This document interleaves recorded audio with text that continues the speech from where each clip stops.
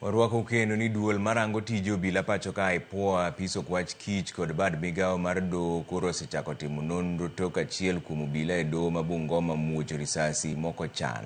Kaluwore gi obila, maginano ne en kido mar seska pistol kendo nokelo hinyruok ne achiel kuom obila mag od ang'ech e tike kaachiel kod ji mamoko adek. E kindego, obila omedo singo arita makare ne oganda kod apisas mag doho ka koro nonro to dhi nyime mar fwenyo ni to en yo mane ma risasi nomuochgo. One DCI officer, who is an investigating officer, IO, in a case, accidentally discharged one round of ammunition from his Seska pistol, and that round ricocheted and injured slightly the following people. One prison officer who was injured at the shin, slightly, and two male civilians, and another female civilian, both slightly.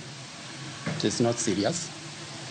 And the officer himself was also injured on the hip, where he enhosted the firearm. We want to reassure the judiciary of their safety and cooperation in this matter. And we are going to do everything possible to ensure that this kind of an incident doesn't occur in the future. Jatend migao mar somo Julius Ogamba koro wacho ni chenro mar nono kwan sikunde kod jopuonjre biro rumo